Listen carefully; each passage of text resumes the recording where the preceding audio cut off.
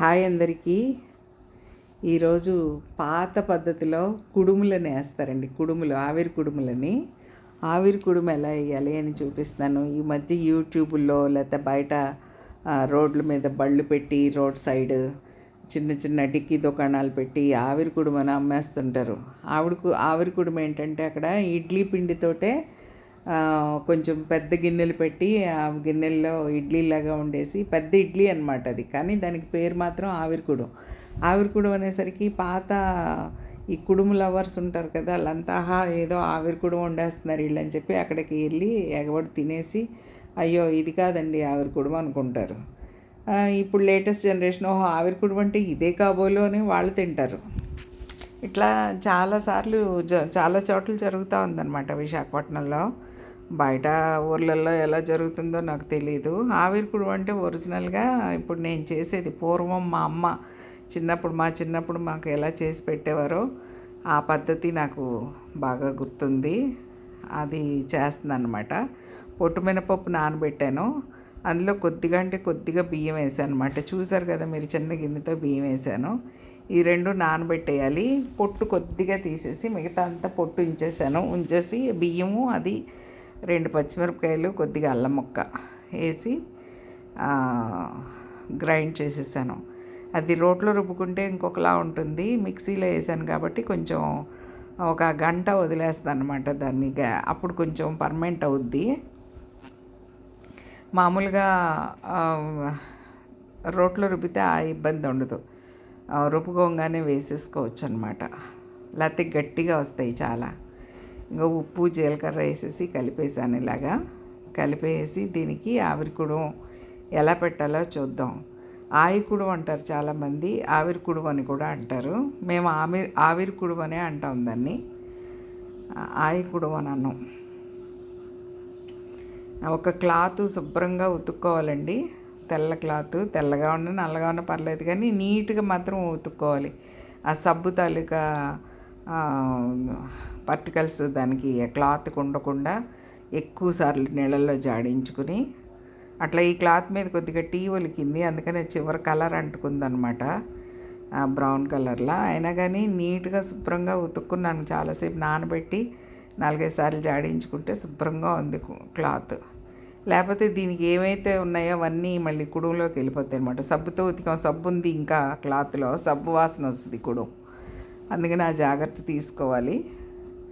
తీసుకుని మట్టి కుండ కానీ మామూలు ఏదన్నా కుండ కానీ, అంటే స్టీల్ కానీ ఏదన్నా పెట్టినా పర్లేదు. మట్టి కుండ అయితే బాగుంటుంది, కొంచెం సేపు నిలిచి కాలుతుంది అనమాట. దీనికి ఇలా క్లాత్ కట్టేసుకుని చక్కగా అట్లా వేసేసుకోవాలి. ఇదేంటంటే బాగా బలం కావాలని మినుము అంటారండి. మినుము తింటే ఇనుములా అవుద్దట శరీరం.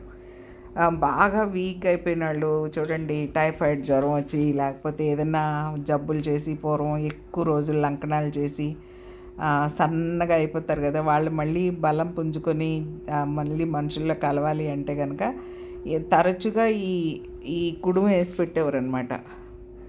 ముఖ్యంగా ఇలాగ పేషెంట్లకి పెట్టేవారు. డైజెస్టివ్ సిస్టమ్ బాగుపడిపోద్ది. అల్లం అది వేస్తారు, జీలకర్ర అల్లం అందుకే వేస్తారనమాట దాంట్లో. అలాంటి వాళ్ళకి, లేకపోతే దంగలాకి వెళ్ళి ఎక్సర్సైజ్లు అవి చేస్తారు బాగా, అంటే బాడీ ఫిట్నెస్ కోసం చేస్తుంటారు కదా, వర్కౌట్స్ చేస్తుంటారు. అలాంటి వాళ్ళకి కూడా ఈ కుడుము పెట్టేవారు అనమాట. ఈ కుడుము ఏంటంటే ఇనుము, అంటే ఈ మినుము కదా, ఇది మినుముతోటి చేస్తారు కదా. మినుము తింటే ఇనుములా అవుతుందట శరీరం, గట్టిపడిపోద్దని, అంటే ఆరోగ్యం బాగుంటుందని, అలా అన్నమాట. ఆ ఉద్దేశంలో ఈ కుడుము చేసేవారు. ఇప్పుడు కుడుములు అవి చూస్తే నాకు చాలా బాధ అనిపిస్తుందండి. ఎవరో ఒక తల్లి కొడుకు చేస్తుంటారు యూట్యూబ్ వీడియోలు, వాళ్ళ పేర్లే నాకు తెలియదు. ఇడ్లీ పిండితోటి ఇలా వాసన కట్టి ఆ ఇడ్లీ పిండి వేసేసి దాన్ని కుడుము అని అంటున్నారు. ఆవిడకి తెలిసి ఉండాలి కదా, కానీ తెలియకపోయినా మిడిమిడి జ్ఞానంతో తెలుసు అన్నట్లుగానే చేసేస్తుంటారు చాలా కాన్ఫిడెంట్గా. చాలా బాధ అనిపిస్తుంది. ఏంటి తెలిసి తెలియని వంటలు ఇలా చేసి వాళ్ళకి బోల్డ్ లైక్లు, బోల్డన్ని షేర్లు, బోల్డన్ని సబ్స్క్రైబర్స్ విపరీతంగా ఉంటారనమాట. అలాగే ఆవిడే ఒకసారి ఉలవచారు గురించి చెప్పేస్తుంది. గోదావరి జిల్లా ఆవిడ.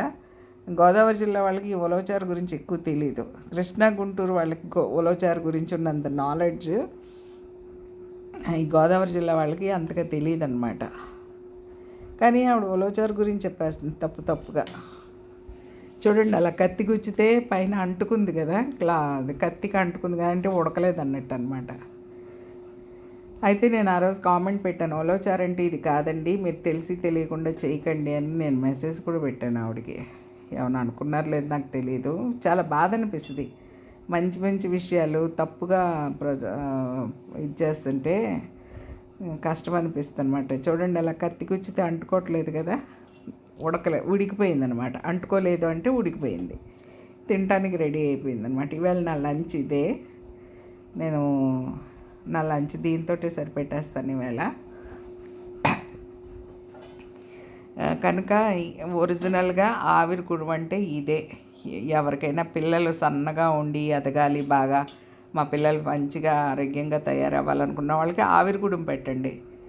ఆవిరి కుడుము పెట్టి అంటే ఒక్కసారి పెడితే ఇనుముగా అయిపోదు బాడీ. వారంలో 2-3 సార్లన్నా తరచుగా పెడతా ఉండాలన్నమాట. రెగ్యులర్గా పెడతా ఉంటే కనుక మెల్లిగా సర్దుకుని బాడీలో శక్తి సామర్థ్యాలు పుంజుకుంటాయి అన్నమాట.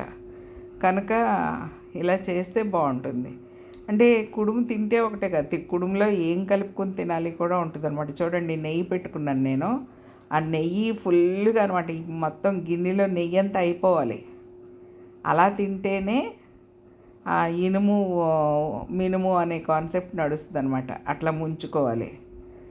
ముంచుకుని నెయ్యి తింటే మంచిదని ఇప్పుడు చెప్తున్నారు కదా, మంచిదే తిందామని చెప్పి కొద్ది రోజులు నేను నెయ్యి చాలా దూరం పెట్టేసాను లావ్ అయిపోతున్నామని. కానీ ఈ మధ్యకి మళ్ళీ తింటున్నాను కొద్దిగా.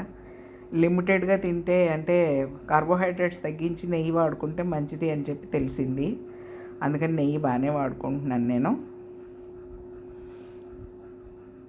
చూడండి, అలా ముంచుకుని మాకేం చేసేవారంటే చిన్నప్పుడు అల్లం పచ్చడి, ఇది గ్రీన్ అల్లం పచ్చడి కదా, రెడ్ అల్లం పచ్చడి పెట్టేవారు. లేదంటే కనుక నెయ్యిలో పంచదార వేసి పెట్టేవారండి. ఈ నెయ్యిలో ముంచుకుని పంచదారలు అద్దుకుని తింటే ఆహా అద్భుతం, నిజంగా స్వర్గంలాగా ఉంటుంది ఆ టేస్ట్. ఎంత టేస్ట్ బాగుంటుందంటే అంత బాగుంటుంది. ఒకసారి మీరు ఎవరైనా ట్రై చేయండి. నేను బాగుంటుంది అని చెప్పడం కాదు, మీరు ఎవరైనా ట్రై చేసి ఓకే బాగుంది నిజమే అని అనుకుంటే ఈ కుడుము మీద మీ అభిప్రాయాలు నాకు తెలియచేయండి దయచేసి. చూసిన వాళ్ళు నేను ఏదన్నా తప్పుగా చేసినా కూడా మీరు చెప్పచ్చు, తప్పులేదు. నేను వెయిట్ చేస్తుంటా. నేను ఎక్కడైనా మిస్టేక్ చేసినా ఏం చేసినా కూడా మీరు నాకు తెలియచేయచ్చు.